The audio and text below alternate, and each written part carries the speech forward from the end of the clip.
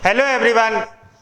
सामान्य अध्ययन की अति महत्वपूर्ण प्रश्नों की श्रृंखला चल रही है जो बहुत ही महत्वपूर्ण है एग्जाम की दृष्टि से।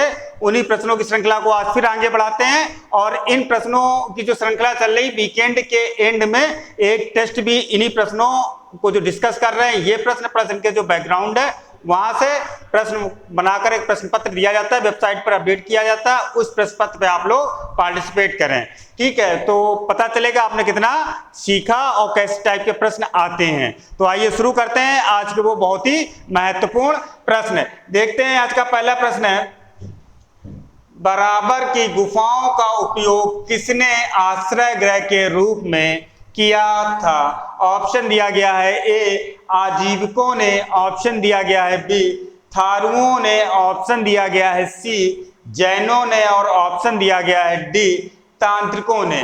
तो देखिए बराबर की जो गुफाएं हैं ये क्या है, ये मेनली पहाड़ों को काटकर मौर्य युग में पहाड़ों को काटकर निवास स्थान बनाए जाने की कला विकसित हुई, ठीक है। तो बराबर की जो गुफाएं हैं इन गुफाओं में आजीविकों के लिए ये गुफाएं दान में दी गई थी। किसने दी थी? एक तो हमारे अशोक थे, अशोक ने इन गुफाओं को आजीविकों के लिए दान में दी थी और दूसरा इन्हीं का पौत्र था दशरथ। इन दशरथ जिसमें बराबर की गुफाएं और नागार्जुन की गुफाएं सम्मिलित हैं। नागार्जुन की गुफाएं पहाड़ी की जो बनी थी, उन पहाड़ियों को काटकर ये गुफाएं बनाई गई थी। उन गुफाओं में आजीविकों के लिए रहने के लिए दी गई थी आश्रय स्थल। ऑप्शन ए जो है इसका करेक्ट आंसर है। एक और इसका बहुत ही महत्वपूर्ण फैक्ट है कि आजीवक संप्रदाय का संस्थापक कौन था? तो आजीवक संप्रदाय का जो संस्थापक है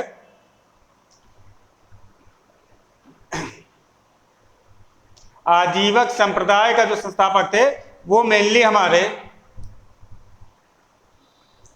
मक्खल गोशाल थे। कौन थे? मक्खल गोशाल आजीवक संप्रदाय के संस्थापक थे। ये पहले जैन धर्म के को फॉलो करते थे, उसके बाद इन्होंने क्या है, जैन धर्म के बाद इन्होंने अपना एक मत बनाया और वो कहलाया आजीवक संप्रदाय, ठीक है। नेक्स्ट है इसका जो सिद्धांत है वो नियतिवादी, अर्थात नियतिवाद इनका सिद्धांत है। मक्खल गोशाल का नियतिवाद सिद्धांत है, जो अर्थात इसके तहत इनका तो मानना था कि संसार में प्रत्येक वस्तु जो है अपने एक निश्चित समय में यात्रा कर रही है और वो निश्चित है, पूर्व से यानी कि पहले से ही वो निर्धारित है। ये इनका मत था नियतिवाद, जिनके प्रवर्तक कौन थे? आजीविकों के मक्खल गोशाल। नेक्स्ट क्वेश्चन देखते हैं।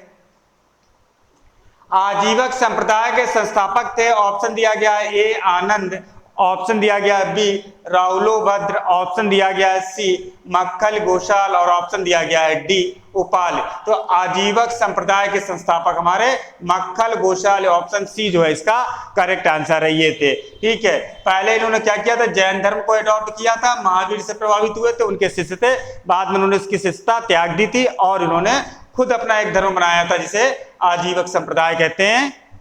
नेक्स्ट क्वेश्चन की तरफ बढ़ते हैं। पाटलिपुत्र के संस्थापक थे, ऑप्शन दिया गया है ए उदयन, ऑप्शन दिया गया है बी अशोक, ऑप्शन दिया गया है सी बिंबिसार और ऑप्शन दिया गया है डी महापद्मनंद। तो पाटलिपुत्र के निम्नलिखित में से कौन संस्थापक थे? पाटलिपुत्र के निम्नलिखित में से संस्थापक हमारे उदयन थे। उदयन ने क्या किया था, राजगृह से राजधानी का ट्रांसफर पाटलिपुत्र में किया था। पाटलिपुत्र जो था हमारा वो सोन और गंगा नदियों के संगम पर स्थित था। किसके? सोन और गंगा नदियों के संगम पर पाटलिपुत्र स्थित था, जिसे आधुनिक पटना कहते हैं, ठीक है। और ये शुरुआत किसने की थी? उदयन ने इसकी नींव रखी थी। नेक्स्ट देखते हैं ये किस वंश के थे? ये हर्यक वंश के थे। ये भी बहुत बार पूछा गया उदयन किस वंश से बिलोंग करते हैं? ये हर्यक वंश से थे। नेक्स्ट क्वेश्चन की तरफ बढ़ते हैं। किस शासक द्वारा सर्वप्रथम पाटलिपुत्र को राजधानी के रूप में चयन किया गया? ऑप्शन ए दिया गया है अजातशत्रु द्वारा, ऑप्शन बी दिया गया है कालाशोक द्वारा, ऑप्शन सी दिया गया है उदयन द्वारा और ऑप्शन डी दिया गया है कनिष्क द्वारा। तो किस शासक द्वारा ये राजधानी का सर्वप्रथम पाटलिपुत्र राजधानी का रूप में चयन किया था? उदयन द्वारा। ऑप्शन सी जो है इसका करेक्ट आंसर है। नेक्स्ट क्वेश्चन की तरफ बढ़ते हैं। नेक्स्ट है हमारा, निम्नलिखित में से किस राजा ने पाटलिपुत्र बसाया था? ऑप्शन ए दिया गया है शिशुनाग, ऑप्शन बी दिया गया है बिंबिसार, ऑप्शन सी दिया गया है अजातशत्रु और ऑप्शन डी दिया गया है उदयन। तो किसने पाटलिपुत्र बसाया था? उदयन ने। ऑप्शन डी जो है इसका करेक्ट आंसर है। किसने बसाया था? उदयन ने। नेक्स्ट क्वेश्चन की तरफ बढ़ते हैं। नेक्स्ट क्वेश्चन है हमारा, निम्नलिखित में से किस सुल्तान ने फलों की गुणवत्ता सुधारने के लिए उपाय किए? ऑप्शन दिया गया है ए मोहम्मद बिन तुगलक, ऑप्शन दिया गया है बी फिरोज तुगलक, ऑप्शन दिया गया है सी सिकंदर लोधी और ऑप्शन दिया गया है डी शेर शाह सूरी। तो बताइए निम्नलिखित में से किसने फलों को सुधारने के लिए, फलों की गुणवत्ता सुधारने के लिए उपाय किए थे? किसने किए थे? फिरोज तुगलक ने ये काम किया था। ऑप्शन बी जो है इसका करेक्ट आंसर है। इसने क्या किया? दिल्ली के पास एक बाग भी लगवाए थे और अलाउद्दीन के जो बाग थे उनको फिर से उन्होंने पुनर्जीवित किया था। किसने? फिरोज तुगलक ने। ठीक है, ये काफी रुचि लेते थे इसको पेड़ पौधों पर। तो ऑप्शन बी जो है हमारा करेक्ट आंसर है। नेक्स्ट क्वेश्चन की तरफ बढ़ते हैं। फारसी यात्री अब्दुल रज्जाक भारत में किस राजा के शासन काल में आया था? ऑप्शन दिया गया है ए देवराय प्रथम, ऑप्शन दिया गया है बी कृष्ण देवराय प्रथम, ऑप्शन दिया गया है सी देवराय द्वितीय, ऑप्शन दिया गया है डी कृष्ण राय द्वितीय। तो बताइए फारसी यात्री कहाँ था? फारसी यात्री, इसको भी मेंशन रखना, अब्दुल रज्जाक जो आया था देवराय द्वितीय के कार्यकाल में आया था। ऑप्शन सी जो है इसका करेक्ट आंसर है। ठीक है, इनका कार्यकाल क्या था? इनका कार्यकाल जो था 1422 ईस्वी के आसपास था। ठीक है, 1422 ईस्वी के आसपास था। कहां पे था? विजयनगर में। ठीक है, विजयनगर में ये आया था, विजयनगर साम्राज्य में आया था। कहां गए थे? फारसी यात्री थे। नेक्स्ट क्वेश्चन की तरफ बढ़ते हैं। नेक्स्ट है, तैमूर के आक्रमण के बाद भारत में किस वंश का राज स्थापित हुआ? ऑप्शन दिया गया है ए लोधी वंश, ऑप्शन दिया गया है बी सैयद वंश, ऑप्शन दिया गया है सी तुगलक वंश और ऑप्शन दिया गया है डी खिलजी वंश। तो बताइए तैमूर के आक्रमण के बाद किस वंश की नींव पड़ती है? तैमूर का जो आक्रमण से हमारे जो कमजोर होते हैं वो तुगलक वंश की इस समय चल रहा होता है। दिल्ली सल्तनत में तुगलक वंश होते हैं, तो ये क्या होते हैं? कमजोर पड़ जाते हैं। ठीक है, जब ये कमजोर पड़ जाते हैं तो उसके बाद क्या होता है? इन्हीं का एक सरदार होता है सैयद वंश का, एक नए न्यू वंश की स्थापना करता है। किस वंश की? सैयद वंश की। ठीक है, वो कब्जा कर लेता है दिल्ली पर आक्रमण करके। तो ऑप्शन बी जो है हमारा करेक्ट आंसर है। किस वंश का राज स्थापित हुआ? सैयद वंश का। ऑप्शन बी जो है करेक्ट आंसर है, 1414 के आसपास। नेक्स्ट देखते हैं। 1857 के विद्रोह का बिहार में 15 जुलाई 1857 से 20 जनवरी 1858 तक केंद्र था। ऑप्शन दिया गया है ए रामपुर, ऑप्शन दिया गया है बी हमीरपुर, ऑप्शन दिया गया है सी धीरपुर और ऑप्शन दिया गया है डी जगदीशपुर। तो कौन था 1557 से केंद्र? जगदीशपुर था। ऑप्शन डी जो है इसका करेक्ट आंसर है। नेक्स्ट क्वेश्चन की तरफ बढ़ते हैं। जगदीशपुर के राजा थे, ऑप्शन दिया गया है ए नाना साहब, ऑप्शन दिया गया है बी तात्या टोपे, ऑप्शन दिया गया है सी लक्ष्मीबाई और ऑप्शन दिया गया है डी कुंवर सिंह। तो जगदीशपुर के राजा कौन थे? ऑप्शन डी हमारा करेक्ट आंसर है। कौन थे? कुंवर सिंह जो थे वो जगदीशपुर के राजा थे। नेक्स्ट क्वेश्चन की तरफ बढ़ते हैं। नेक्स्ट है, कुंवर सिंह ने 1857 के विद्रोह का नेतृत्व किस प्रांत से किया था? ऑप्शन दिया गया ए पंजाब, ऑप्शन दिया गया है बी बंगाल, ऑप्शन दिया गया है सी बिहार और ऑप्शन दिया गया है डी हमारा महाराष्ट्र। तो कुंवर सिंह जो थे 1857 के जो नेता थे वो मेनली हमारे बिहार में थे, आरा जिले के जगदीशपुर क्षेत्र में। ठीक है, ऑप्शन सी जो है इसका करेक्ट आंसर है। नेक्स्ट क्वेश्चन की तरफ बढ़ते हैं। 1857 के विद्रोह का नेतृत्व बिहार में किसने किया?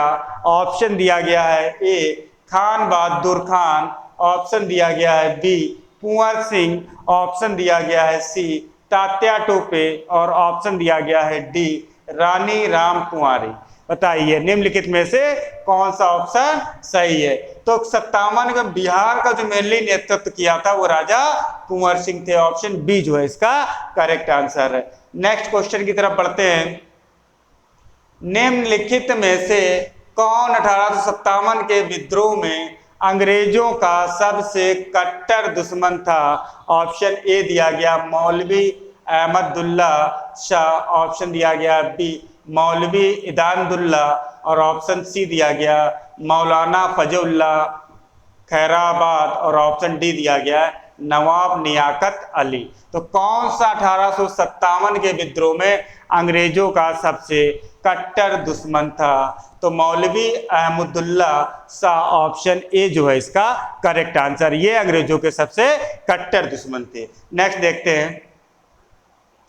किलिमंजारो है एक, ऑप्शन दिया गया है ए आग्नेयगिरी, ऑप्शन दिया गया है बी द्वीप, ऑप्शन दिया गया है सी श्रृंग और ऑप्शन दिया गया है डी नदी। तो बताइए किलिमंजारो हमारा क्या है? किलिमंजारो जो है वो एक हमारा पर्वत है। ठीक है, ये कहाँ स्थित है? ये तंजानिया के उत्तर पूर्वी भाग में स्थित है। कहाँ स्थित है? तंजानिया के उत्तर पूर्वी भाग में स्थित है, उत्तर पूर्वी भाग में। ठीक है, ये कैसा है? ये एक आग्नेयगिरी है। ऑप्शन ए जो है इसका करेक्ट आंसर है। आग्नेयगिरी मतलब या ज्वालामुखी पर्वत है। कैसा है? ज्वालामुखी पर्वत है, ज्वालामुखी पर्वत है ये। ऑप्शन ए जो है इसका करेक्ट आंसर है। नेक्स्ट क्वेश्चन की तरफ नेक्स्ट है। गोबी का मरुस्थल है, ऑप्शन दिया गया है ए चीन में, ऑप्शन दिया गया है बी पश्चिमी अफ्रीका में, ऑप्शन दिया गया है सी दक्षिणी ऑस्ट्रेलिया में, ऑप्शन दिया गया है डी दक्षिण अमेरिका में। तो गोबी का मरुस्थल है, कहां पर है? गोबी का जो मरुस्थल स्थित है वो चीन और मंगोलिया में स्थित है, जिसमें सर्वाधिक जो क्षेत्र आता है वो चीन में आता है। ऑप्शन ए जो है करेक्ट आंसर है। ये कैसा मरुस्थल है? ये एक ठंडा मरुस्थल है। नेक्स्ट क्वेश्चन की तरफ बढ़ते हैं। नेक्स्ट है हमारा जोहान्सबर्ग विख्यात है, ऑप्शन दिया गया है ए स्वर्ण खनन हेतु, ऑप्शन दिया गया है बी टिन खनन हेतु, ऑप्शन दिया गया है सी अभ्रक खनन हेतु और ऑप्शन दिया गया है डी लौह अयस्क के खनन हेतु। तो जोहान्सबर्ग विख्यात है किस लिए? जोहान्सबर्ग जो है हमारा मेनली ये सोना व हीरे के खनन के लिए स्थित है। ऑप्शन ए जो है इसका करेक्ट आंसर है। और जोहान्सबर्ग स्थित कहाँ है? साउथ अफ्रीका में, दक्षिण अफ्रीका में ये स्थित है। नेक्स्ट क्वेश्चन की तरफ बढ़ते हैं। नेक्स्ट क्वेश्चन है हमारा निम्न में से कौन सा एक स्थल रुद्ध देश है? ऑप्शन दिया गया है ए बेल्जियम, ऑप्शन दिया गया है बी हंगरी, ऑप्शन दिया गया है सी रोमानिया और ऑप्शन दिया गया है डी यूक्रेन। तो निम्न में से कौन सा एक स्थल रुद्ध देश है? स्थल रुद्ध देश वो होते हैं जिन देश की सीमा किसी समुद्र से या झील से नहीं लगती, किसी न किसी देश से वो घिरे होते हैं, लॉक्ड होते हैं। तो हंगरी जो हमारा देश है ये कैसा है? ये स्थल रुद्ध देश है, क्योंकि बेल्जियम जो है हमारा वो उत्तर सागर में स्थित है। इसकी एक सीमा उत्तर सागर से मिलती है, किसकी? बेल्जियम की। ठीक है, और रोमानिया और यूक्रेन की काला सागर से मिलती है, किसके? काला सागर से। हंगरी जो है बीच में स्थित है। ऑप्शन बी जो है इसका करेक्ट आंसर क्या है? हंगरी। नेक्स्ट क्वेश्चन की तरफ बढ़ते हैं। नेक्स्ट है इजराइल की उभयनिष्ठ सीमाएं हैं, ऑप्शन दिया गया है ए लेबनान, ऑप्शन दिया गया ए लेबनान सीरिया जॉर्डन तथा मिस्र के साथ, ऑप्शन दिया गया है बी लेबनान सीरिया टर्की तथा जॉर्डन के साथ, ऑप्शन दिया गया है सी लेबनान, टर्की, जॉर्डन तथा मिस्र के साथ। ऑप्शन दिया गया है डी, लेबनान, सीरिया, इराक तथा मिस्र के साथ। तो इजराइल की जो उभयनिष्ठ सीमाएं हैं वो हमारी लेबनान, सीरिया, जॉर्डन तथा मिस्र के साथ मिलती है। ऑप्शन ए जो है हमारा करेक्ट आंसर है, क्योंकि इजराइल के उत्तर में जो स्थित है वो हमारा लेबनान है। कौन सा है? इजराइल के उत्तर में स्थित लेबनान है, और दक्षिण पश्चिम में मिस्र स्थित है। कौन सा स्थित है? मिस्र जो है उसके इजराइल के दक्षिण पश्चिम में स्थित है, और उत्तर पूर्व में सीरिया, उत्तर पूर्व में सीरिया और पूर्व में इसके जॉर्डन स्थित है। क्या स्थित है? जॉर्डन देश स्थित है। ये है हमारा लेबनान। ये चारों देश हमारे जो है इजराइल के साथ सीमा साझा कर रहे हैं। ऑप्शन ए जो है इसका करेक्ट आंसर। नेक्स्ट क्वेश्चन की तरफ बढ़ते हैं। तेल नदी निम्नलिखित में नदियों में से किसकी सहायक नहीं है? ऑप्शन दिया गया है ए बागमती, ऑप्शन दिया गया है बी घाघरा, ऑप्शन दिया गया है सी गंडक, ऑप्शन दिया गया है डी कमला, और ऑप्शन दिया गया है ई उपयुक्त में से कोई नहीं, या उपयुक्त में से एक से अधिक। तो बताइए तेल नदी निम्नलिखित में से किस नदी की सहायक नदी है? तेल नदी जो है ये महानदी की मुख्य सहायक नदी है। किसकी है? महानदी की मुख्य सहायक नदी है। और महानदी जो है उड़ीसा की मुख्य नदी है। किसकी है? उड़ीसा की मुख्य नदी है। उपयुक्त में से कोई नहीं, या उपयुक्त में से एक अधिक। ये इसका आंसर ई है। ठीक है, ऑप्शन ई जो है इसका करेक्ट आंसर है। नेक्स्ट क्वेश्चन की तरफ बढ़ते हैं। नेक्स्ट है हमारा, निम्नलिखित में कौन सी नदियां बंगाल की खाड़ी में गिरती हैं? ऑप्शन दिए गए हैं ए गंगा, ब्रह्मपुत्र तथा गोदावरी, ऑप्शन दिया गया है बी महानदी, कृष्णा तथा कावेरी, ऑप्शन दिया गया है सी लूनी, नर्मदा तथा ताप्ती, और ऑप्शन दिया गया है डी ए दोनों ए और बी। ये तो बताइए कौन सी नदियां बंगाल की खाड़ी में गिरती हैं? बंगाल की खाड़ी में गिरने वाली नदियां हैं गंगा, ब्रह्मपुत्र और गोदावरी, तथा महानदी, कृष्णा और कावेरी। अन्य नदियां हैं जैसे कि स्वर्ण रेखा है, पेन्नार, ये नदियां भी हमारी बंगाल की खाड़ी में गिरती हैं। तो ऑप्शन जो है हमारा डी इसका करेक्ट आंसर है। ए और बी दोनों सही हैं। नेक्स्ट क्वेश्चन की तरफ बढ़ते हैं। नेक्स्ट है, निम्नलिखित में से गंगा नदी घाटी का भाग कौन सी उप नदी है? ऑप्शन दिया गया है ए शंख, ऑप्शन दिया गया है बी उत्तरी कोयल, ऑप्शन दिया गया है सी दक्षिणी कोयल, ऑप्शन दिया गया है डी बराकर, और ऑप्शन दिया गया है ई उपयुक्त में से कोई नहीं, या उपयुक्त में से एक से अधिक। तो बताइए निम्न नदियों में से कौन सी नदी हमारी इसकी सहायक नदी है? देखिए उत्तरी कोल नदी जो है ऑप्शन ई इसका करेक्ट आंसर है। उपयुक्त में से एक से अधिक। क्या आंसर है? उपयुक्त में से एक से अधिक। ठीक है, नेक्स्ट देखते हैं। उत्तरी कोयल नदी जो है ये हमारी किसकी? सोन नदी की सहायक नदी है। और सोन नदी किसकी है? गंगा नदी की सहायक नदी है। नेक्स्ट है बराकर नदी जो है ये दामोदर नदी की सहायक नदी है, जो गंगा की निचली घाटी की सहायक नदी है। कौन सी? दामोदर नदी। ठीक है, नेक्स्ट देखते हैं। ऑप्शन ए बी और डी दोनों सही है, इसलिए एक से अधिक इसका आंसर है। नेक्स्ट क्वेश्चन की तरफ बढ़ते हैं। नेक्स्ट है हमारा, निम्नलिखित कथनों में से कौन सा एक सही नहीं है? ऑप्शन दिया गया है ए सर्वोच्च न्यायालय का गठन 1950 में हुआ था, ऑप्शन दिया गया है बी सर्वोच्च न्यायालय देश की उच्चतम अदालत है जिसमें अपील की जाती है, ऑप्शन दिया गया है सी सर्वोच्च न्यायालय कोर्ट मार्शल को छोड़ अन्य किसी भी उच्च न्यायालय या अदालतों की सुनवाई कर सकता है। ऑप्शन दिया गया है डी, सर्वोच्च न्यायालय, कोर्ट मार्शल के साथ अन्य की भी उच्च न्यायालय या अदालतों की सुनवाई कर सकता है।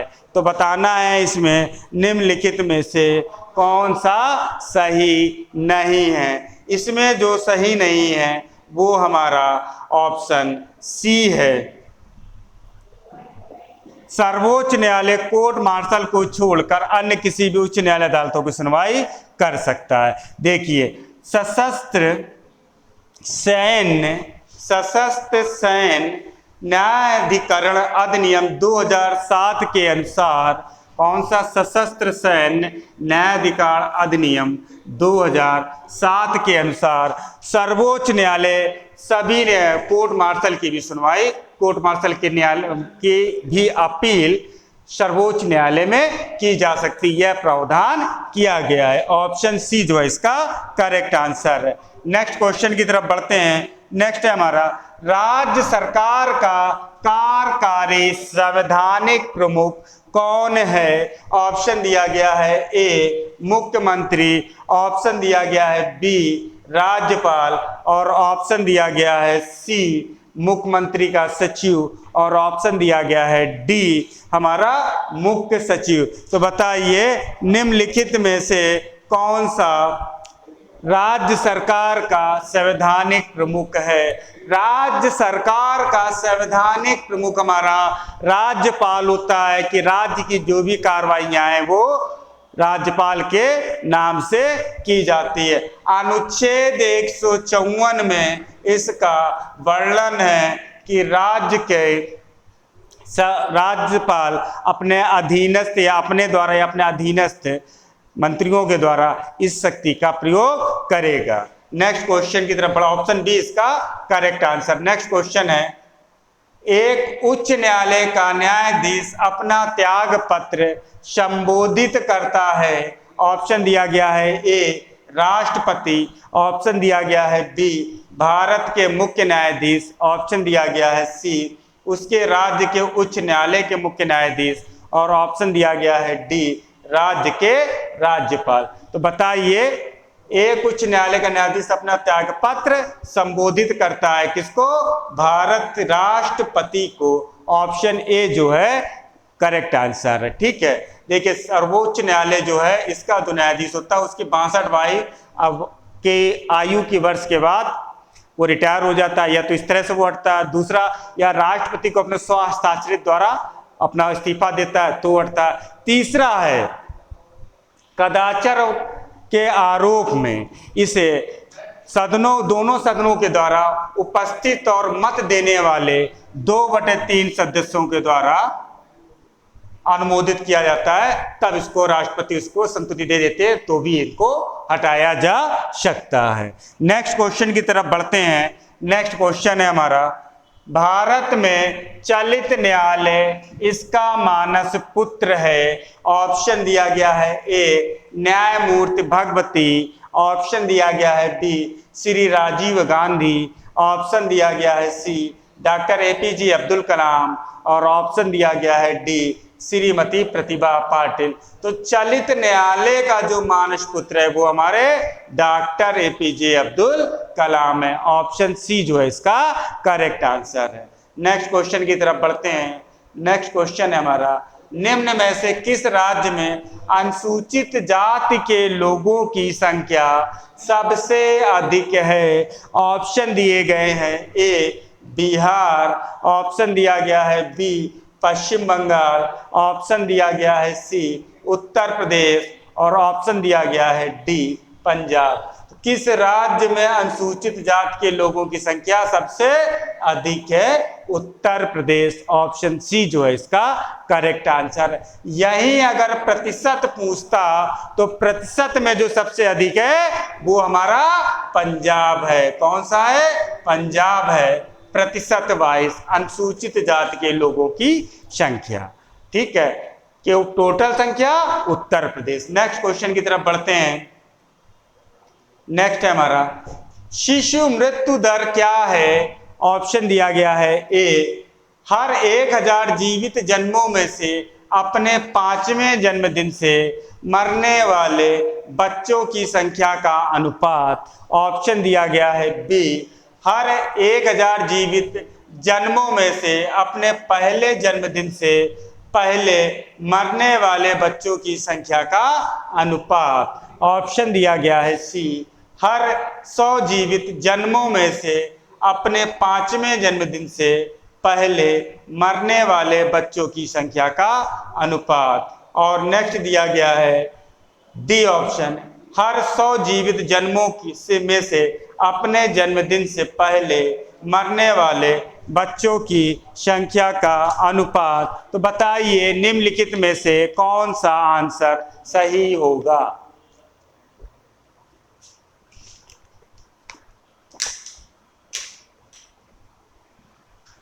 इसका जो आंसर है ये हमारा, अब हर 1000 जीवित जन्मों में से अपने पहले जन्मदिन से पहले मरने वाले बच्चों की संख्या का अनुपात, यानी कि 0 से 1 प्रति 1000 बच्चों में से मरने वाले को शिशु मृत्यु दर कहते हैं। ऑप्शन बी जो है इसका करेक्ट आंसर है। नेक्स्ट क्वेश्चन की तरफ बढ़ते हैं। नेक्स्ट क्वेश्चन है, जनगणना 2011 के अनुसार भारत में महिला साक्षरता थी। ऑप्शन दिया गया है ए 60%, ऑप्शन दिया गया है बी 63%, ऑप्शन दिया गया है सी 65.5% और ऑप्शन दिया गया है डी 68.5% और ऑप्शन दिया गया है ई उपयुक्त में से कोई नहीं है, उपयुक्त में से एक से अधिक। 2011 की जनगणना के अनुसार महिला साक्षरता दर जो है भारत की वो क्या थी, 64.6% थी। अर्थात ऑप्शन ई जो है इसका करेक्ट आंसर है, उपयुक्त में से कोई नहीं। नेक्स्ट क्वेश्चन की तरफ बढ़ते हैं। नेक्स्ट है, निम्नलिखित स्रोतों में से किसने भारतवर्ष सबसे अधिक विद्युत प्राप्त करता है। ऑप्शन दिया गया है ए जल, ऑप्शन दिया गया है बी तापीय, ऑप्शन दिया गया है सी नाभिकीय और ऑप्शन दिया गया है डी गैर पारंपरिक। तो भारतवर्ष जो सबसे अधिक विद्युत प्राप्त करता है वो तापीय, कौन सी, तापीय एनर्जी। ऑप्शन बी जो है करेक्ट आंसर। थर्मल एनर्जी का इस्तेमाल अभी भी भारत लगभग अपनी ऊर्जा जरूरतों का 60% करता है। ठीक है, नेक्स्ट क्वेश्चन देखते हैं। नेक्स्ट है हमारा 1991 की नई आर्थिक नीति का लक्ष्य था। ऑप्शन दिया गया है ए उदारीकरण, ऑप्शन दिया गया है बी निजीकरण, ऑप्शन दिया गया है सी भूमंडलीकरण और ऑप्शन दिया गया है डी इनमें से सभी। तो 1991 की जो नई आर्थिक नीति आई थी उसके ये तीनों पार्ट थे, उदारीकरण, निजीकरण और भूमंडलीकरण करना ही उस आर्थिक नीति का उद्देश्य था। तो ऑप्शन डी इसका करेक्ट आंसर है, इनमें से सभी। नेक्स्ट क्वेश्चन की तरफ बढ़ते हैं। नेक्स्ट है, बल गुणनफल है। ऑप्शन दिया गया है ए द्रव्यमान और वेग का, ऑप्शन दिया गया है बी द्रव्यमान और त्वरण का, ऑप्शन दिया गया है सी भार और वेग का और ऑप्शन दिया गया है डी भार और त्वरण का। तो बताइए बल क्या होता है। बल होता है F = m × a। ठीक है, यानी कि द्रव्यमान और त्वरण का।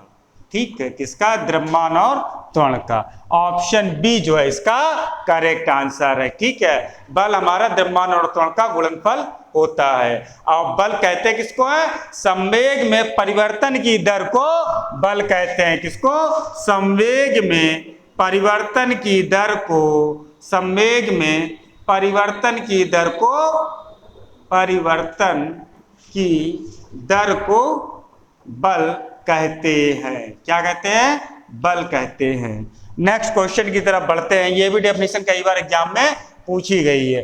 त्वरण ज्ञात करने का सही सूत्र कौन सा है।